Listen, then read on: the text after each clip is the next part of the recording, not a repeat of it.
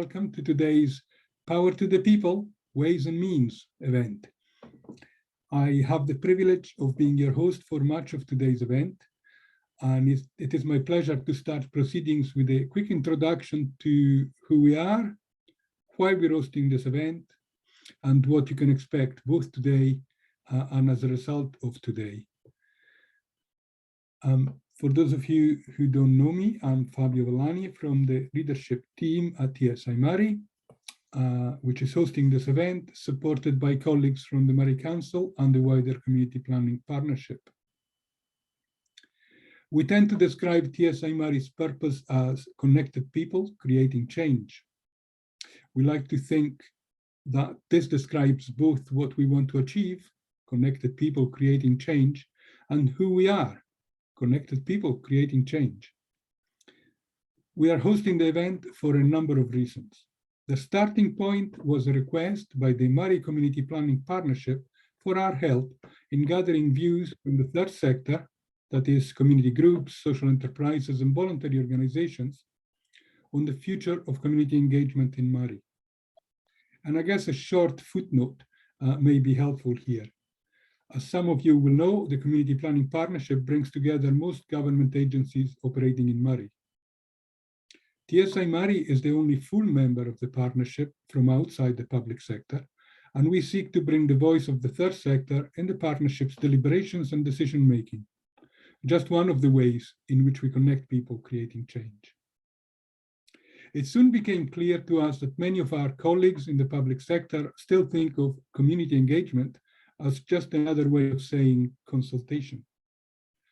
For us at tsiMORAY, that misses a fundamental aspect of community engagement, the recognition that we in communities can and do things for ourselves. That community engagement must flow in the other direction too, not only gathering community views to inform action by others, but also supporting and enabling communities to take action ourselves. Today's program is designed to provide an opportunity for us to celebrate our community's can-do abilities, as well as to identify how these abilities can be supported and encouraged, whether that is done by public sector agencies providing resources of various kinds, or by them simply removing obstacles from our community's path. We will hear from 3 communities about their experience, with short presentation followed by a few minutes for questions and comments after each one.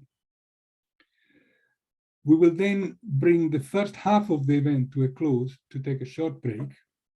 And after the break, we will come back and go into breakout rooms to have more detailed discussions, which will be captured and shared back with you after the event, and will also be shared with community planning partners to inform the community engagement strategy.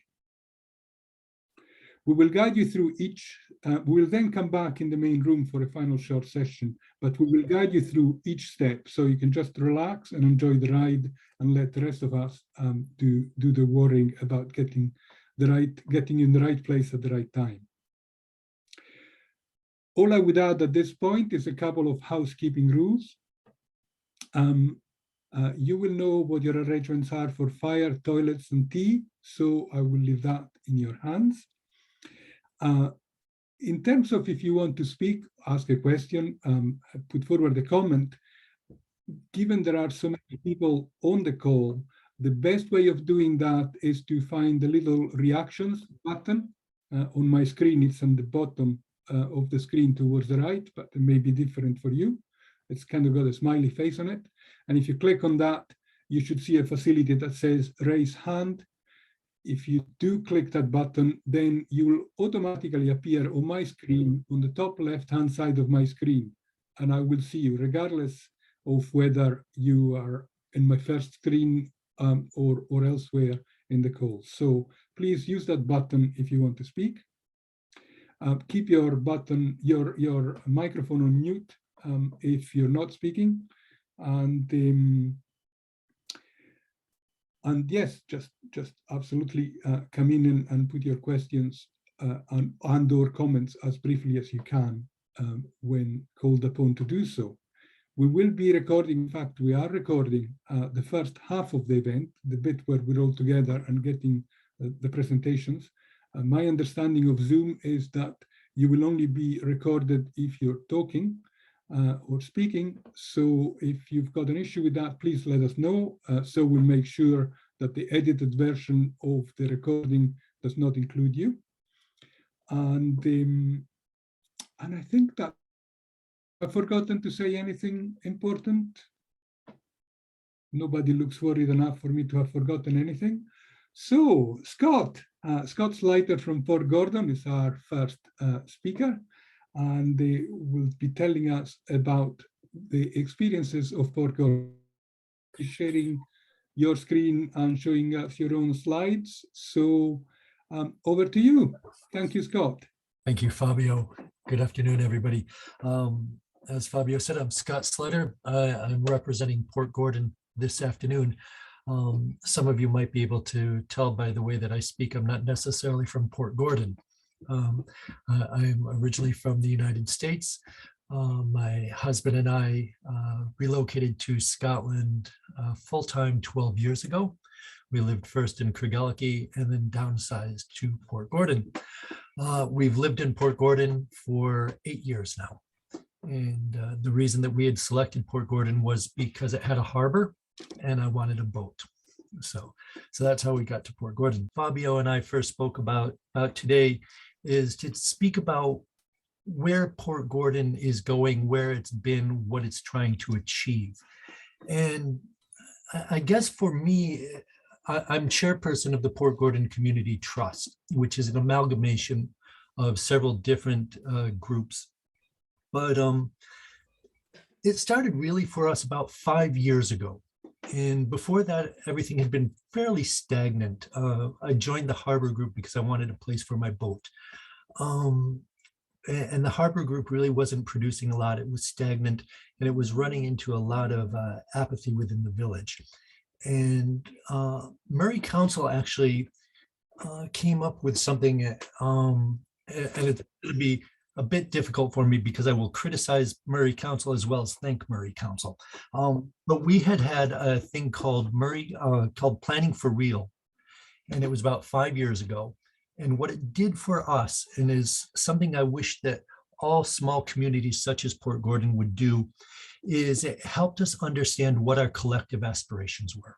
And it was really a broad sheet, but it helped us define ourselves and it helped introduce ourselves to one another. And that to me was critical. It really started that first stage. And that was about 5 years ago. And I was kind of a doubting Thomas because I'm not really one of those touchy-feely type of a people, and that whole group thing just doesn't really do it for me. And but I have to say that it kind of converted me initially because I thought, wow, I've gotten to know my neighbors. I've gotten to know that we have shared aspirations, that we have shared visions, and the whole process really helped us drill down to some of our priorities. Then it fell apart. And that was the problem for me, is that after that happened, and that was really such a great experience, we had all this fantastic information. We knew what our goals were. We knew what our aspirations were. We had prioritized them, and then nothing. And it was really hard. And so we all kind of went back to our own corners again and rolled along. And the Harbour group started to pick up some momentum with Crown Estate Scotland. That's a key partner in our future in Portgordon. And as we were starting to pick up momentum with that, we'd also gotten involved with tsiMORAY in 4 pillars of sustainability. And again, it was another one of those touchy-feely things, which in my mind, it was one of those touchy-feely things. I'm thinking like, oh, great. Here's another session of trying to talk about what we want and where we're going to go, and we'll clap hands at the end. It was fantastic. I absolutely have to say it was fantastic. And what the 4 pillars of sustainability did for me, and I think it did for the village, it helped us bring back what was done a few years before in Planning for Real. It helped us as a village re-examine that and then reassert and redefine what our priorities were. One of the aspirations of the village that we learned through tsiMORAY's exercise 4 pillars of sustainability was that we really did, as a village, collectively believe that the Harbour estate, which is owned by Crown Estate Scotland, is the heart of Portgordon. And that really was the nucleus and the point that we had to focus on to help redevelop the village, to help redevelop the sense of community and help attract people to the village. We're a village of about 840 people, 400 and some odd households. We have an older than average population in Moray. We have a poorer than average population in Moray. So there are some deficits in the community, or some that might appear as deficits. And so we have to take that into account. But again, old and young alike really felt the Harbour estate was where we needed to begin, and that we need to focus on having a place for people to gather. At the point that we started this, there was no hub. I mean, there was no hub, no shop, and no eatery, or really a family pub in the village. So there was really nothing. There was no post office. So if you don't have a post office, you don't have a pub, you don't have a restaurant, and you don't have a shop, you really don't have a lot going on in your village. So again, so we focused on once we drilled through all this stuff with tsiMORAY, on looking at the Harbour estate and aspiring to take possession of the Harbour estate, establishing a community hub and offering to the community a place for gathering, social events, community, informal connections, meeting space, that type of thing. And then the pandemic hit. And so right when we were getting up, the pandemic came. And for us, actually, that was the solidifying factor for us. That's what brought us all together in this very incredibly strong, cohesive group. And I have to say that we're stronger now than we have ever been. And because we did the homework. And I think that's the part that a lot of people don't understand, is doing the homework. All those community engagement exercises, all those redefining your goals, understanding your goals, developing your teams, understanding your strengths as a community, understanding your weaknesses as a community, and starting to develop your alliances, because you will need alliances. And we've been very lucky. The pandemic, as horrific as it was for our country, the pandemic for Portgordon brought us together. And since we had a clear understanding of what our aspirations were, and through the pandemic, we got a strong alliance with Highlands and Islands Enterprise, which has been an incredibly strong partner for us. And it allowed us to demonstrate our capacity to use their monies to perform public good. And we did that well. And so then they invested further in us, with us. So again, that helped us develop our capacity with Crown Estate Scotland. And so all those things started to build for us. And where it's going for us is not exactly where I wanted it to go when I initially started. I remember when I said I moved to Portgordon, it was because I wanted a place for my boat, and we had a harbor. Well, we still don't have a harbor, but I still have a boat, and we have a community garden now, and that is actually the driving force behind this sense of community. We had applied for and successfully achieved a Highlands and Islands grant for what was it, tourism. I can't remember the name of the grant, but it effectively was associated in part to tourism. And so we established a community garden, which was fantastic. We'd gotten an electric vehicle power point, and we'd gotten some new signage for the village, and it was a very generous grant. Our obstacle in completing that grant was Moray Council, unfortunately. Moray Council again, understanding that Moray Council invested so much in Portgordon and understanding what its aspirations were and what it wanted to do and establish this sense of community and bring people together, it almost seemed like, and I continue to struggle with aspects of Moray Council's performance in Portgordon, but it seems to have tried to throw every hurdle it could possibly throw in front of the village and trying to achieve its aspirations. In the community garden, and one wouldn't have normally thought this, we have access to a bunch of scrubland near the harbour through Crown Estate Scotland that we were in possession of. And the planning permission alone in just trying to get our community garden built was just as if we were trying to build a skyscraper on the coastline. And it was really very challenging. It was demoralizing for the village, but it also ate up expenses. It cost us far more than we ever thought it was going to cost us. And I really felt that at the time, Moray Council wasn't really supporting, understanding, or interested in what the aspirations of the village was. And so that to me was a huge frustration. We got through the planning permission process, and we started the construction of our polycrubs. And we had ordered our polycrubs through another community organization in Shetland, and they arrived, and we built them, and it was amazing. We had gotten all sorts of volunteers, all sorts of donations. It came out to be about a 25, 30,000 pound project, and it's just absolutely brilliant. And to me, I kind of want to, put my nose up at Moray Council that had told us for all the reasons it was going to fail are all the reasons it has succeeded. And so it's just an amazing feature in the village, and one that attracts a lot of people. And the median age of the construction crew, and they were all volunteers, was 62. So it goes to show that, it's a really diverse, once you find what appeals to people, you get them. And it's trying to find that and trying to give people what they want, because nobody wants to be asked to volunteer if you don't have a purpose for them. So if you're going to ask somebody to volunteer, have them want to volunteer and give them something to do. And this did it. And for us, the community garden has created even a stronger sense of community, because now we're moving on to the community hub through Crown Estate Scotland.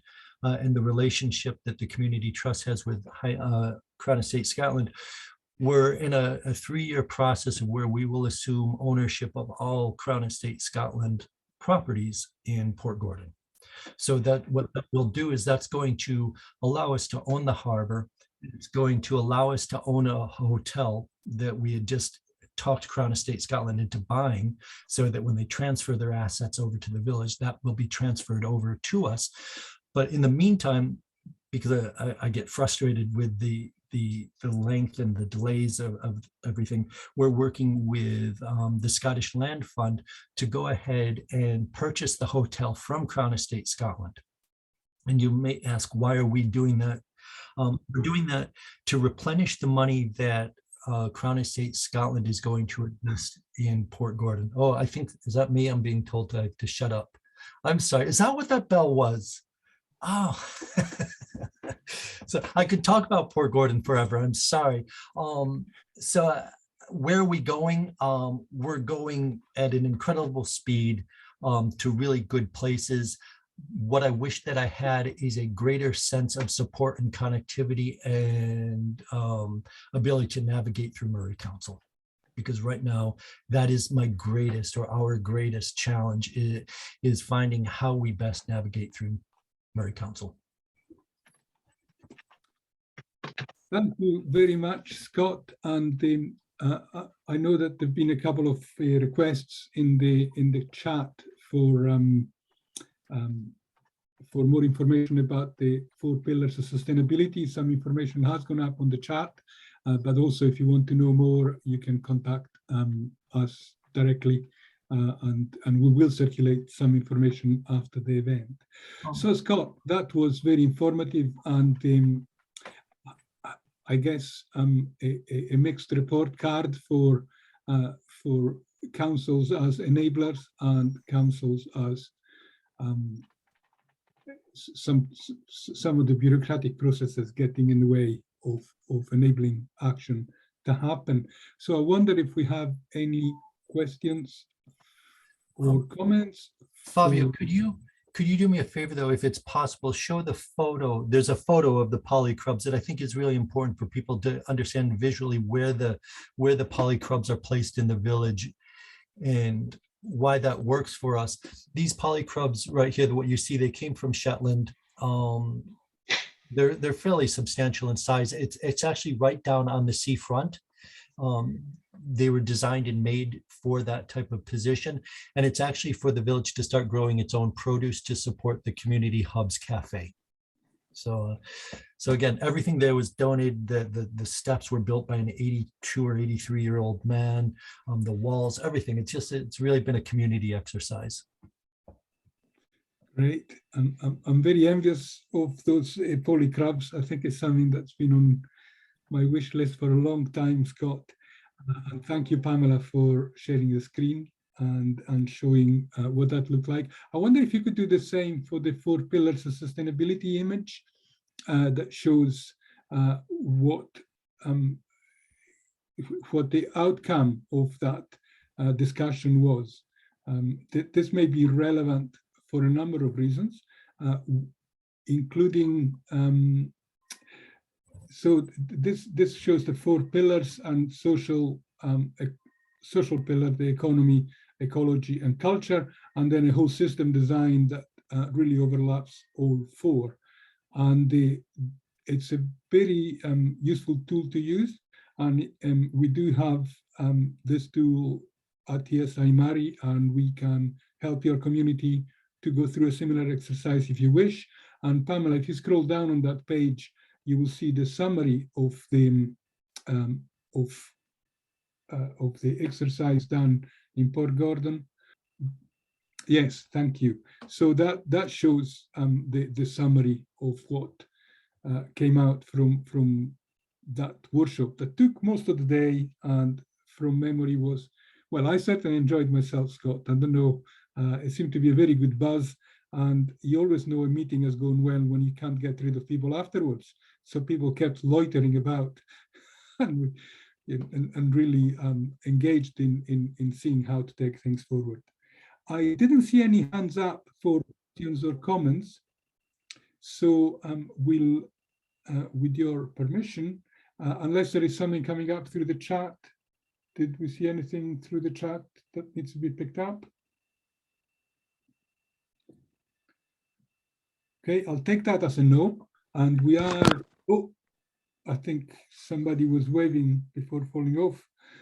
That's grand. So thank you very much, Scott, and we will be reflecting on that within the breakout rooms and the workshops later on today, later on in the afternoon. So I'd really like to call the Cullen team to tell us about their experience next. And I think they're splitting up their task between David McCubbin and Brenda Gifford. So David, over to you. Share my screen. If you could just let me know if you could see the slides coming up, that would be great. Can you see that? We can. Yeah, brilliant. Brilliant. Okay, I'll crack on. Sorry about that. So my name's David. I'm the Development Officer at Cullen Sea School and the Chair of the Discover Cullen Tourism Group. And I've just got 5 minutes to give you a quick update on our Cullen Connected project. In Cullen, this project's been going on for about 2.5 years, and in Cullen we've got a lot of community groups and individuals who are doing a lot of great things for the benefit of the community and the benefit of the town as a whole. And through the Cullen Connected project and working with tsiMORAY and the Global Eco Village Network project, we were looking at how we could come together for the benefit of Cullen and to perhaps work in a more joined up way where that was feasible and possible to do. I know the 4 pillars of sustainability have already been mentioned, but basically we've worked through a lot of different tools and resources. We had lots of group meetings in Cullen pre-pandemic at the community centre where there was an open invite for everybody to come. And really it was about getting to know each other, understand what each other's doing, what the different community groups are doing, to find out if there was any commonalities between the visions of each of the group, and really to have an understanding of how sustainable our town is and how we could use those resources together moving forwards. As part of that process, you can see 2 different diagrams there. The one on the left is the Cullen Connected Golden Circle. And really with that, what we were talking about, and we had various different brainstorming sessions about this, which was a lot of fun, and it broke the ice between everybody, and it got us to know each other a lot better. But what we were looking at was, what is it that we're doing? How are we going to do it, and why are we doing it? And ultimately, the whole goal of this was for the benefit of Cullen in its widest sense. So we spent a lot of time looking at that. And then if you look on the right hand side, we've got the Cullen Connected Purpose Tree.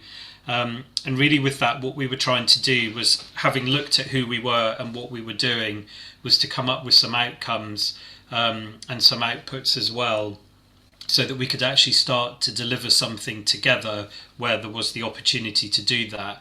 So 3 projects were identified. The first was to extend or build on the existing Harbour Gala. The second was an e-bus shelter project, and the third was the Seed to Table project involving food grown at the allotments in Cullen. Unfortunately, with a lot of these projects, the timing wasn't on our side with the pandemic coming, so a halt, if you like, was put on those. But hopefully, once conditions and restrictions allow, we can carry on again. And then at the bottom of that, you can see we were looking at our purpose, the resources and values, which then led us to come up with a Cullen Connected vision, mission and a purpose there. So really, this was something that all the groups were signing up to. We also had some meetings with businesses in Cullen, and it was open to the general public. And the whole idea was just to bring everybody together, and under Cullen Connected we could do things together, and that, you know, we could deliver at the same time, and obviously in each individual group could still be doing their own thing. Last year, what we managed to do through the pandemic was continue to meet. We met online monthly, and then latterly it's been bi-monthly. We've got a really good network of people. We're still keeping in touch. People are engaging.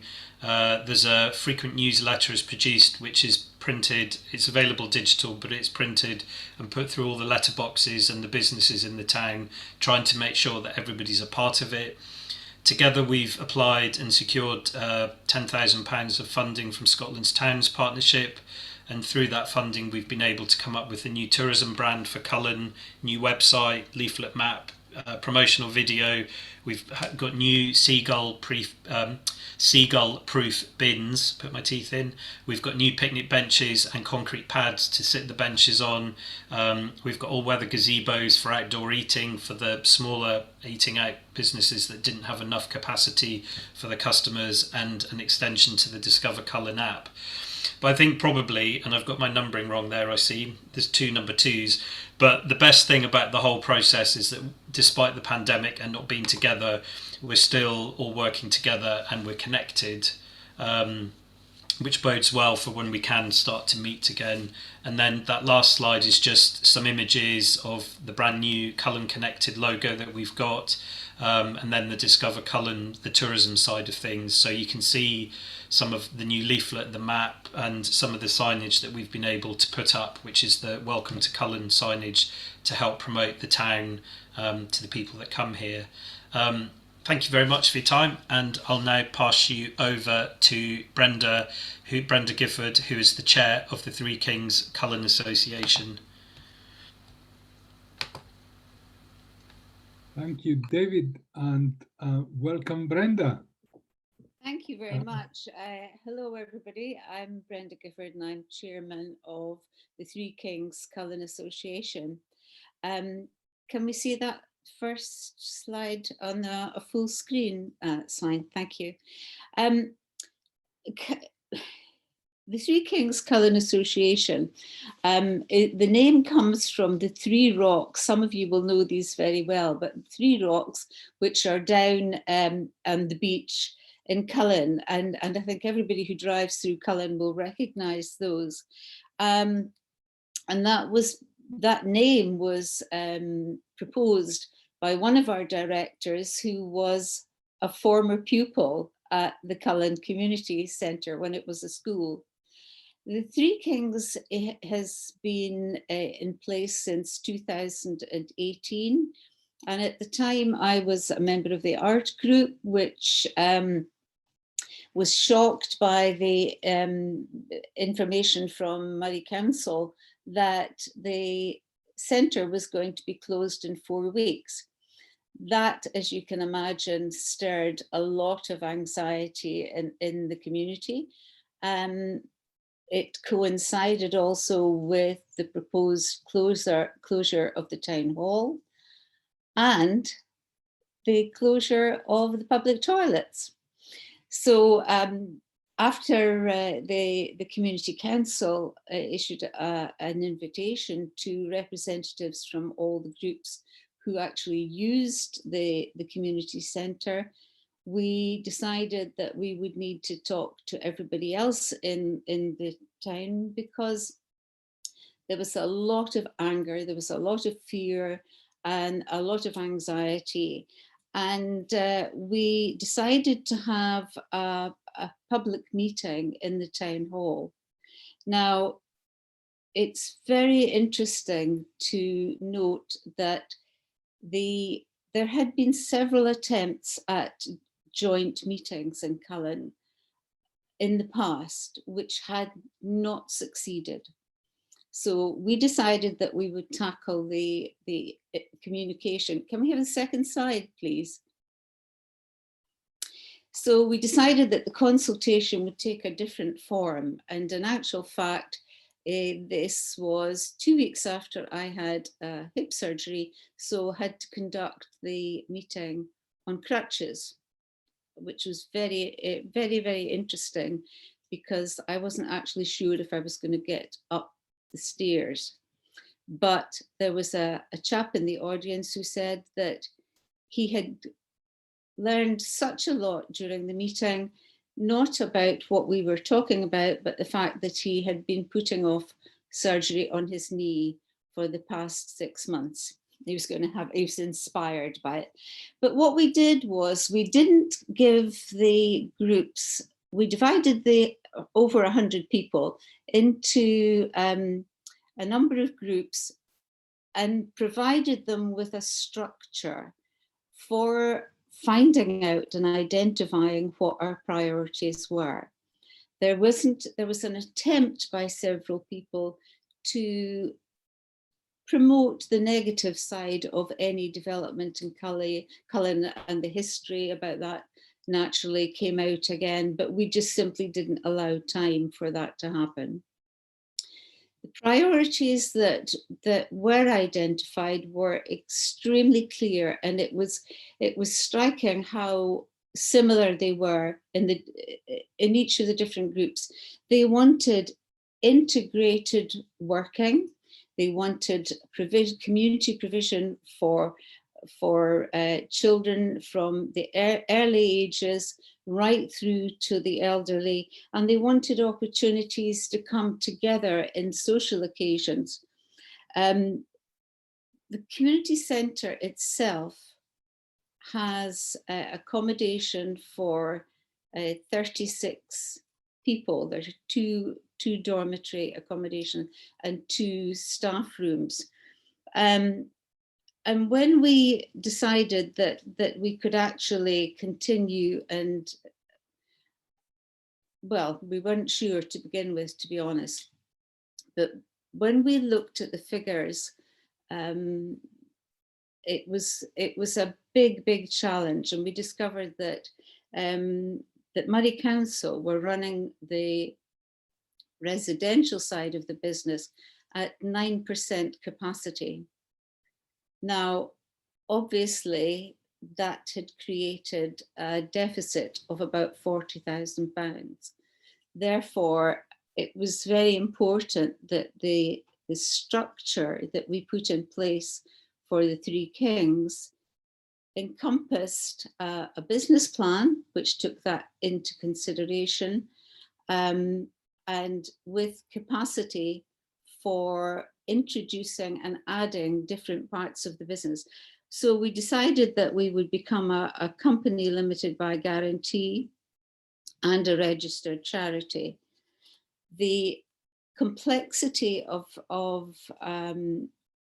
obtaining the lease for the centre it took quite a long time because we were a building which also housed the library and the nursery and the huge number of sheds at the back and a huge piece of land. It was very, very difficult to agree on that first lease agreement, and we wouldn't have done it if we hadn't had tremendous help from Don Brodie, who I know is here at the moment, but Don had a huge amount of knowledge and personal experience, and we just simply couldn't have managed without her.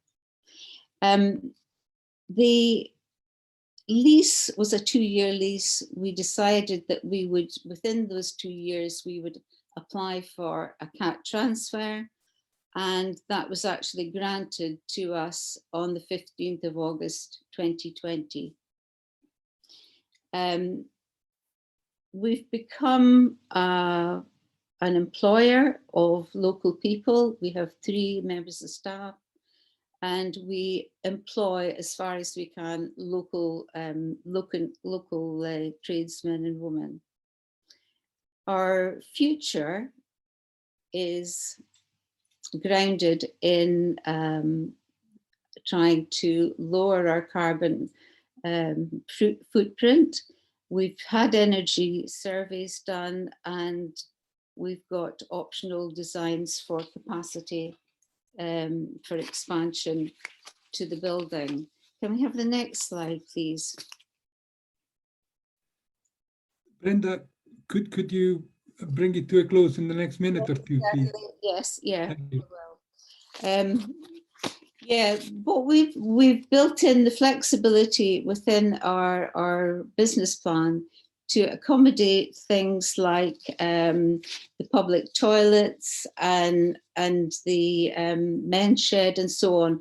So what I've put here a photograph of the opening, and if you can move to the next slide, I've chosen the men's shed as an example of the work that's been done by the men's shed. We've identified that we have a large number of veterans in the community, and this is a group up from Aberdeen. We've got 160 in Cullen. If you move on to the next slide, please. We identified one of the sheds at the rear of the building. This is work in progress, and a men's shed here we got. Next slide, please.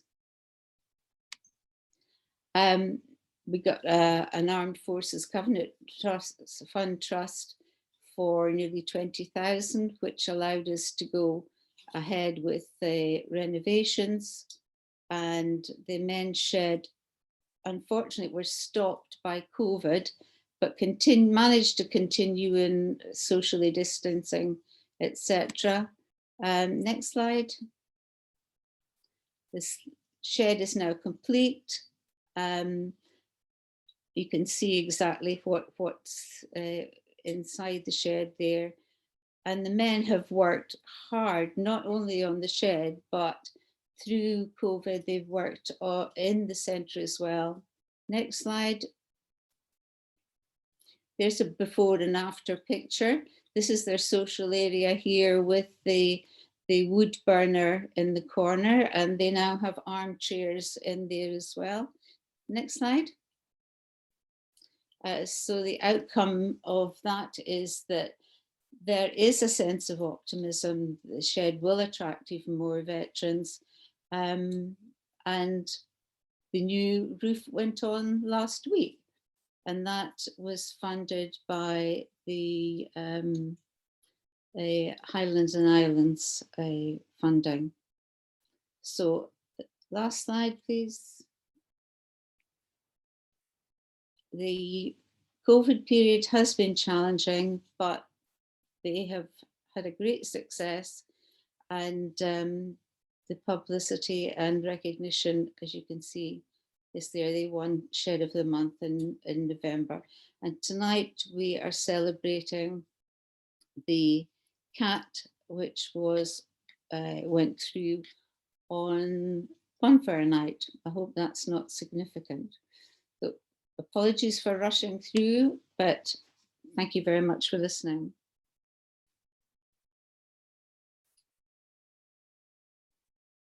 Thank you very much for that, Brenda. And sorry to kind of interrupt the flow. And Okay, there is, sorry, that's fine.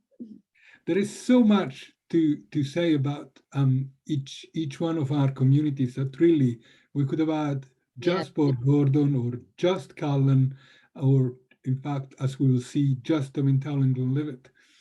And maybe we should do that. Maybe we'll do that again and give plenty more space. But you let us know if you want us to do events where we really showcase the work of one community and learn from their experiences. I know we are running a little bit behind, but if there are any burning questions or comments, I know some are coming up through the chat, including very helpful, very encouraging comments from participants on a good link to reducing the carbon impact of community building. There is some funding available. Thank you, Kevin, for sharing that. Any burning questions or comments?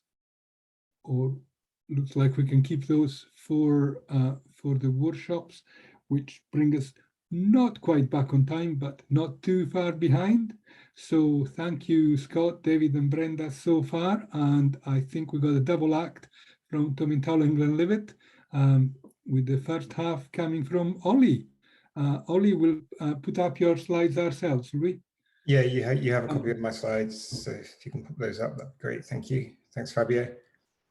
Okay, good afternoon, everyone. My name is Oliver Giles. I'm the development manager here at Tomintoul and Glenlivet Development Trust.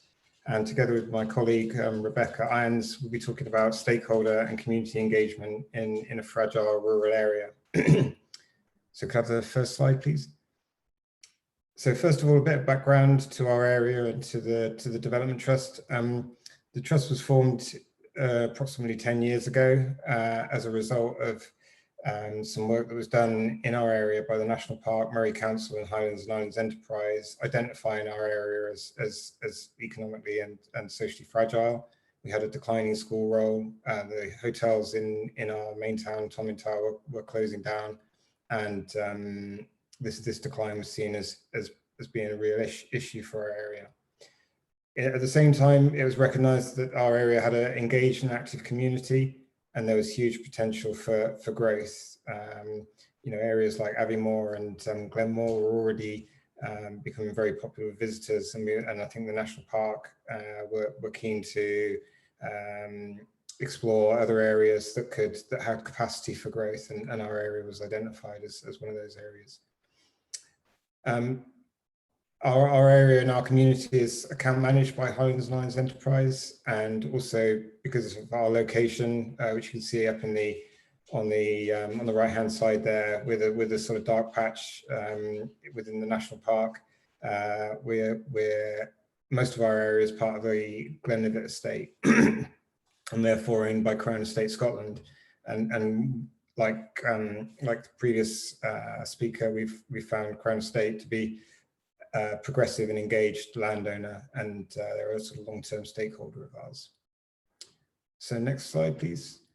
So I just want to talk very, very generally about our vision and some of our pillars of sustainability, or some of the sort of underlying characteristics of the trust. So our vision is for a vibrant and sustainable community, providing opportunities for employment, enterprise, and cultural regeneration that can support the infrastructure necessary for a quality way of life. So not dissimilar to others that have spoken earlier today, and I suspect not dissimilar to visions for your own community.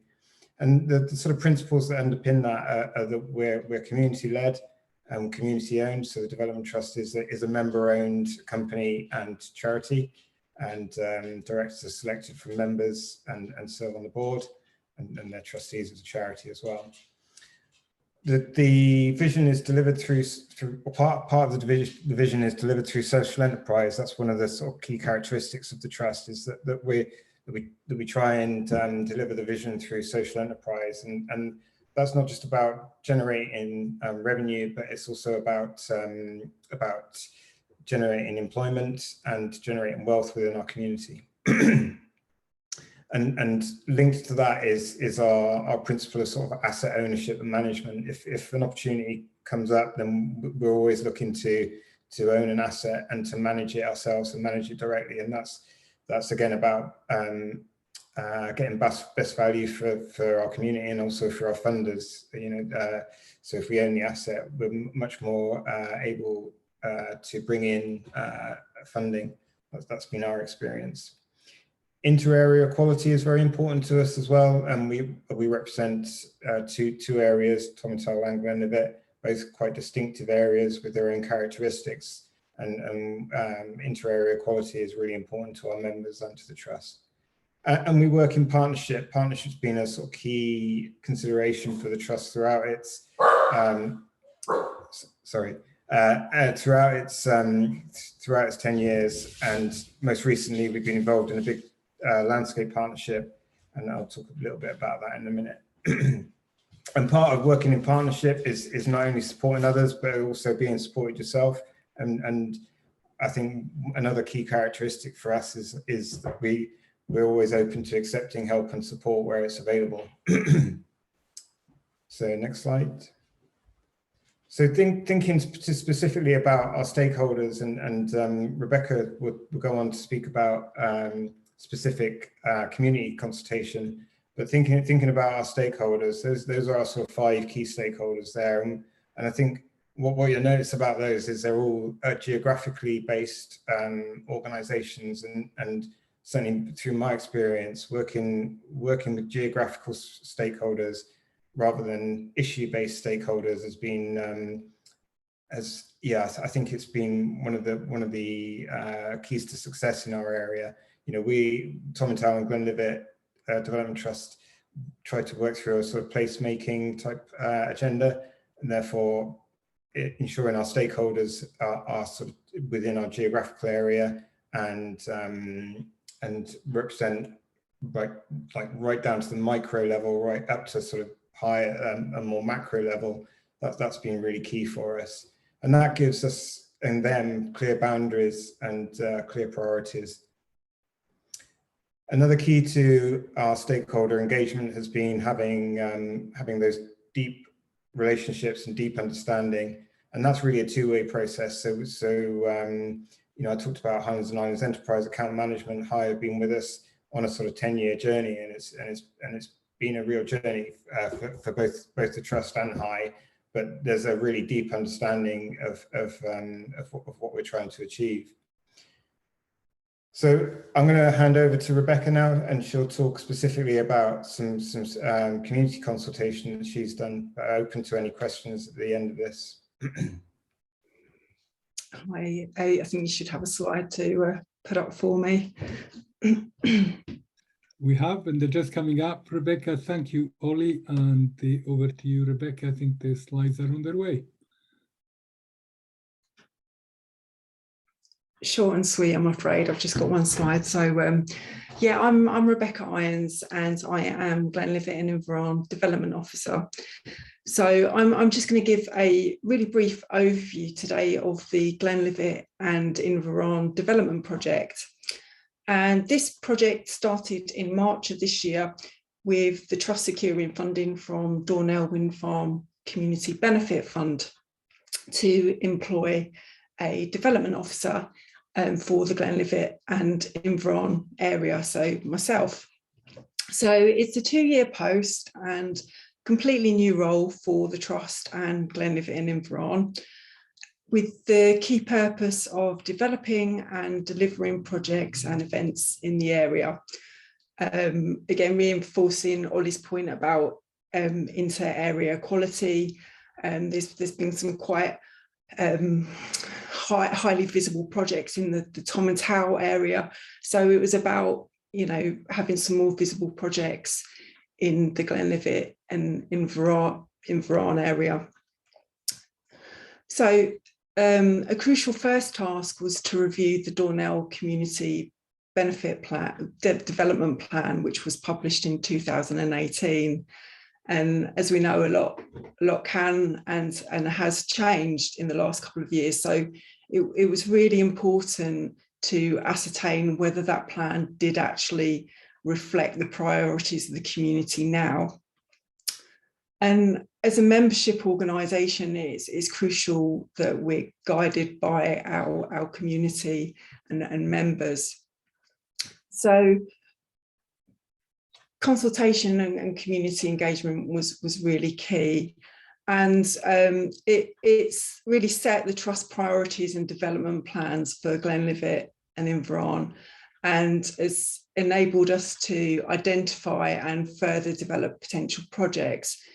So I've just got a few of those key priorities listed there. So developing new and existing community assets. We have community assets in Tomintoul, but we don't have any assets in Glenlivet and Invaran. So it's about looking at, can we develop some new assets in that area. Also building on Tomintoul and Glenlivet's international dark skies status. So looking at projects to build on that and create dark skies experiences in our area. Off-roading section of the Speyside Way, community transport solutions, energy efficiency measures, opportunities and facilities for young people, and community broadband. So the Trust has very much set the agenda and takes a bottom-up approach rather than a top-down approach.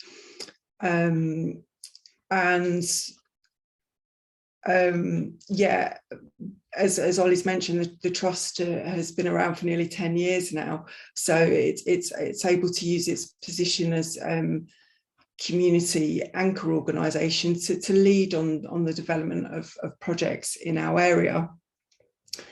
And it's from that position that we engage with our relevant stakeholders and partners, whether that be in terms of securing support and backing for a project, or financial support, or where stakeholders occupy a gatekeeper role, such as Crown Estate Scotland being the big landowner in our area. So partnership working is really essential here. But to summarise, the Trust is really setting the agenda and is led by our community in doing so. We take a proactive approach and working in partnership with stakeholders. So that's really quite short and sweet, but hopefully that's given you a bit of an overview of the project. I can feel my voice going, sorry. Yeah. Thank you very much, Ollie and Rebecca, for that insight in what's quite a mature development trust. I know there is at least one other mature development trust in the room, but it's really quite interesting to hear all those kind of various stages of development, and there is a lot going on in all of our communities, and it doesn't matter where you are on that journey, there are challenges and opportunities which we'll want to explore in the workshops. We're running a little bit late, but if there are any burning questions or comments, I'd be very happy to take them now. I don't see anybody. Just a reminder to please use the reactions button and the raise hand function within that, so I can see you want to speak. I don't see anyone dying to come in, so what we're going to do in that case is, normally at this stage you would have had several rounds of rapturous applause for our speakers and their communities. What we're going to do is going to take a little break. Before doing that, we'll give you a wee introduction to what you can expect after the break. So we're going to take about 10 minutes break shortly, we will come back and we'll all be moving into breakout rooms where we will have someone from tsiMORAY acting as facilitator, so keeping the conversation focused and hopefully on time. We will be having a quick round of introductions in the room, and then we'll move to exploring 3 sets of questions. There will be, Pamela will just demonstrate how we're going to capture what's being said in those breakout rooms. After exploring those 3 sessions, we'll come back all together and we will then wind up the event at that point. What we'll do is we'll then, following the event, we will circulate links to an edited recording of the first part. This part we're just concluding now. I don't think we'll keep all the squeaking we had at one point when we're trying to get one set of slides to work, but I think everything else will be kept on. And we'll also circulate everything that's captured from the conversation in the breakout rooms. So there's a question in the chat. We'll pick up now, actually. So there is a question that I've certainly seen in the chat as to whether any of the presenters have any experience of running a citizens' assembly or jury. If you have, rather than getting into detail now, maybe put something in the chat. We see that Kevin has got that experience, and certainly something that we are considering for one of our projects at tsiMORAY. So we can have that conversation in the chat. The system, you prefer to just talk. There will be someone else in the room will be maybe noting down those. There will be the facilitator. Most rooms will have a scribe, but also other participants in the room might like what someone is saying or want to capture what somebody is saying. So you don't have to just capture your own thoughts, but you can capture what's being said that you think should be recorded. Now, the trick on all of these events is if it's not written down, it's not going to make the final cut. So please do write down what's coming up, whether it's coming from you or from a fellow participant. Do capture it on a post-it and stick it on. If it goes on the wrong board, we'll find it, we'll shift it. But also try to make sure that you put enough information so we know really what the point is.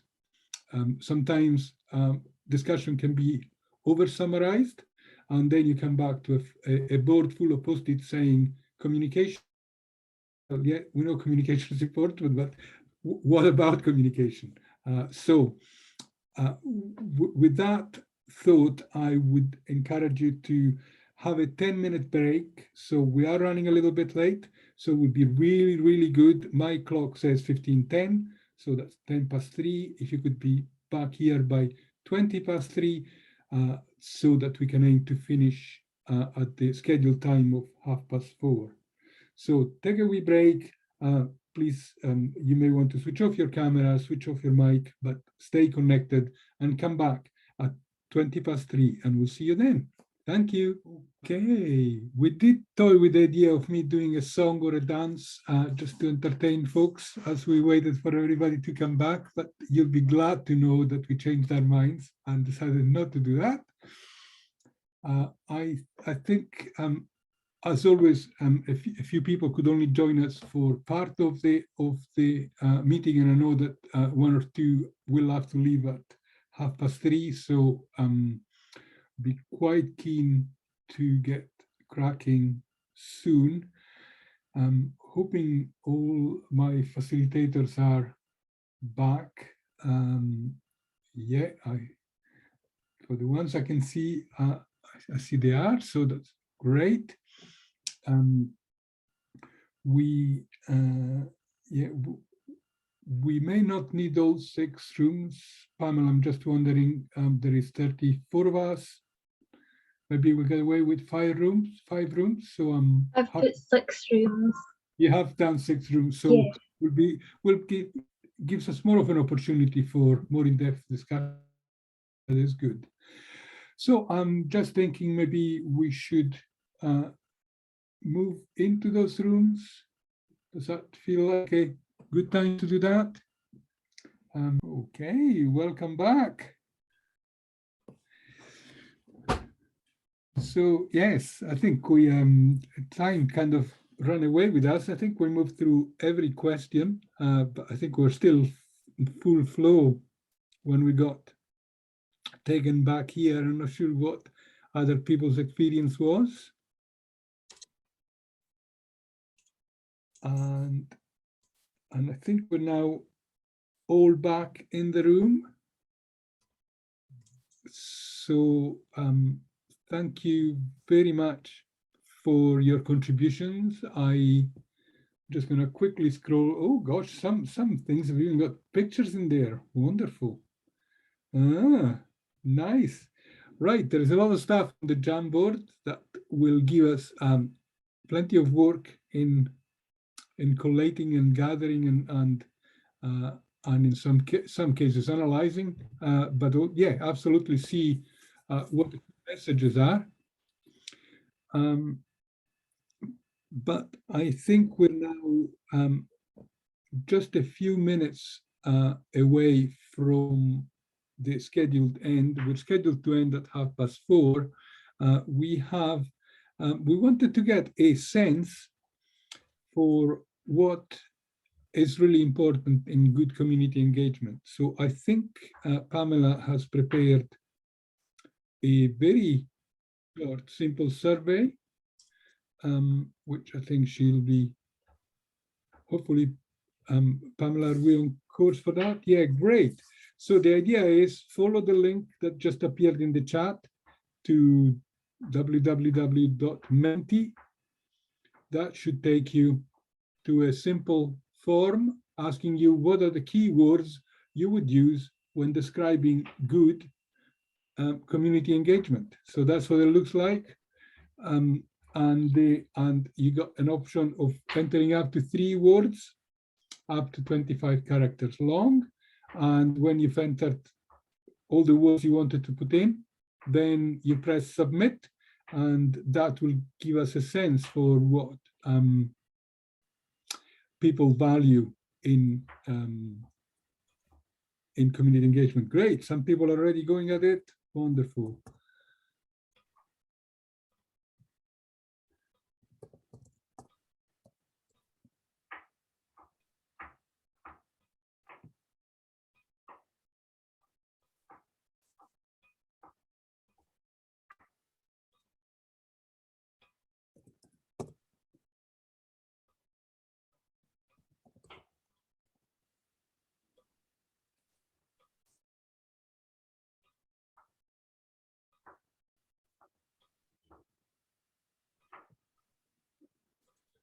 Great, we're seeing some results coming in.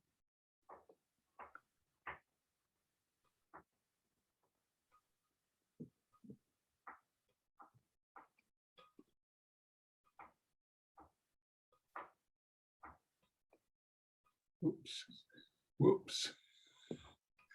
That's not what I meant to do.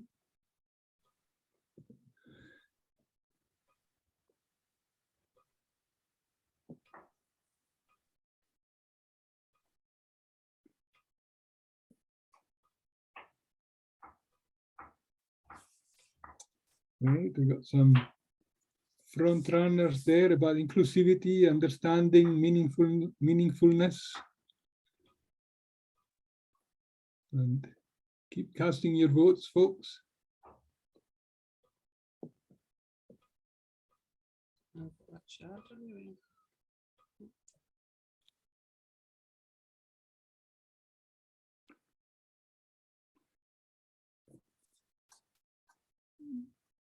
So you should be able to follow the link in the chat.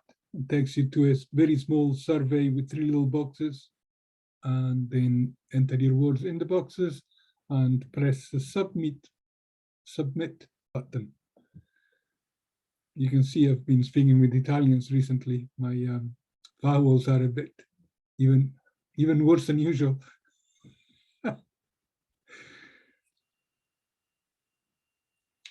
Okay.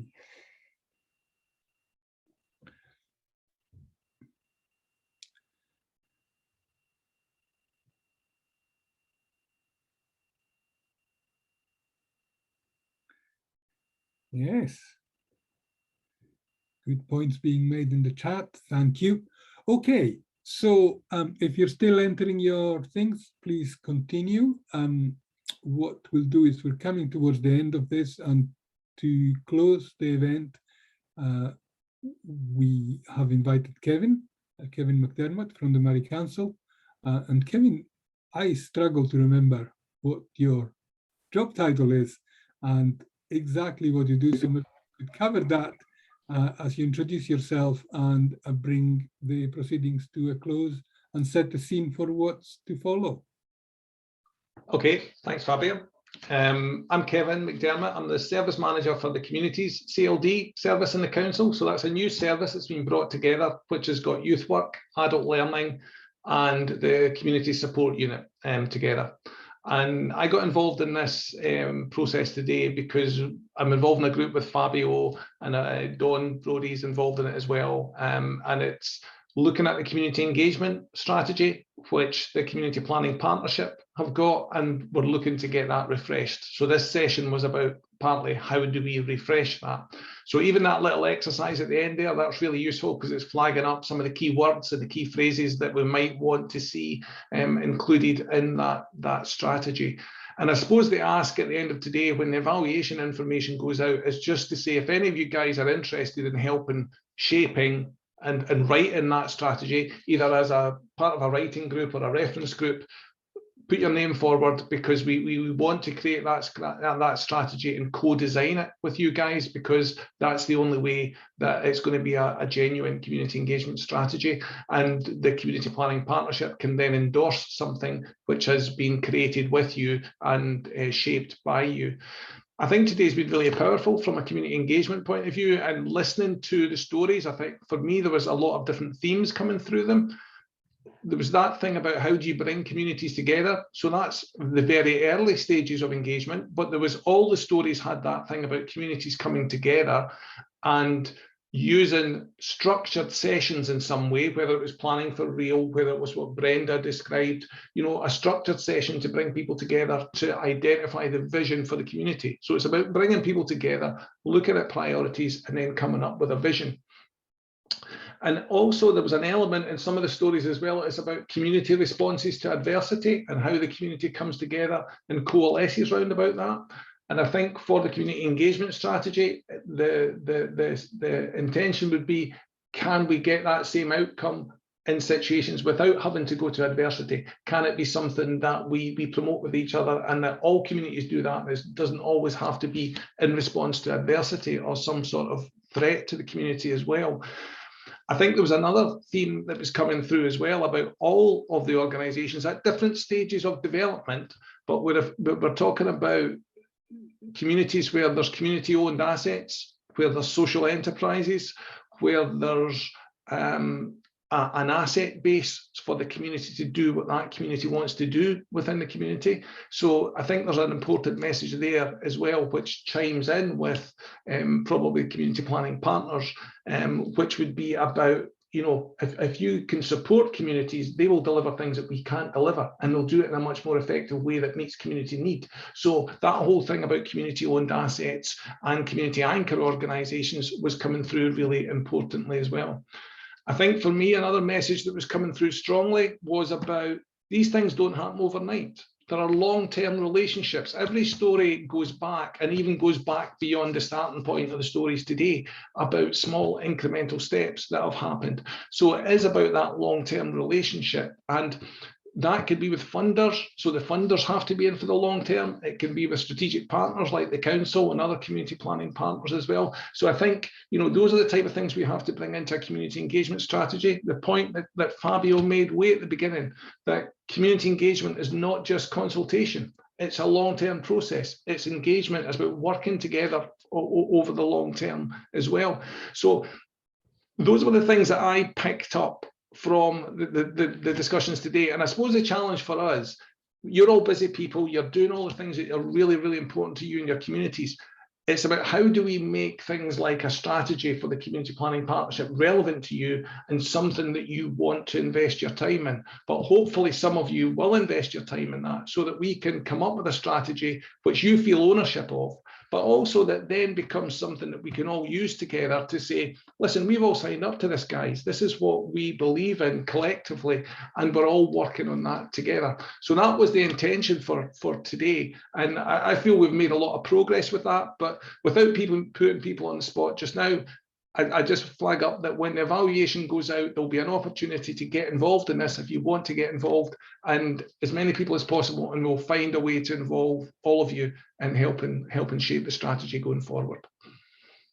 And a big thank you to Fabio and the TSI for pulling it together, because it's been, I've actually really enjoyed it this afternoon, and it's been actually really positive to hear the stories from the groups, and I'm just in awe of what people have achieved. So thank you very much. Thank you, Kevin, and really a huge thank you absolutely to the team that's helped this to work, whether behind the scenes working techno magic, as in the case of Pamela, and supported by Barbara and Kerry, and the facilitators and the scribe from the Community Support Unit. And certainly I've heard a lot of praise for the work of the Community Support Unit, both during the plenary and during the workshop. So it's absolutely great that support is there. I think all that's left for me to say is, first of all, to give a wee plug for Kevin was picking up on the importance of those sessions where communities get together to work on a vision or on articulating their aspirations and prioritizing those aspirations. We have 2 projects. As you know, the world is coming to an end at the end of March, so we've got very short-term funding to bring people together to articulate community priorities and to articulate what a carbon neutral community might look and feel like. So you'll be hearing from us soon. So keep an eye out on the tsiMORAY bulletin for invitations to engage on those 2 projects. There'll be an opportunity to influence the plans that we put forward for long-term funding beyond the end of March, but there's also a reasonable amount of money to distribute. We've got £25,000 to give out through participatory budgeting for community priorities, and we got £12,000 to give out through trust-based grant giving for carbon neutral communities. So would be absolutely great to get involvement in that. I see Ellie wants to come in, so I'm pretty sure that she'll be telling you about the Community and Wellbeing Fund, which is great, because she'll know a lot more about that than I do. But the final word from thank you to you all for participating. Particular thanks to the speakers and the communities who have come forward to share their story with us. And would be certainly we intend to build on this. What you'll get from us will be, as I said, a link to the recording of the session and everything that's come out from the workshops. And we can keep the link to the Jamboard live. Pamela, can we keep that alive until the end of the week? Maybe kind of Friday afternoon? But we'll be kind of gathering what's there on Monday. So we'll leave it open until then. And we will come back with what's come out of that. We'll also give you then the email addresses and contact details for being involved in a writing group and or a reference group for the community engagement strategy as set out by Kevin. So Ellie, would you actually say something about the mental health fund before we close?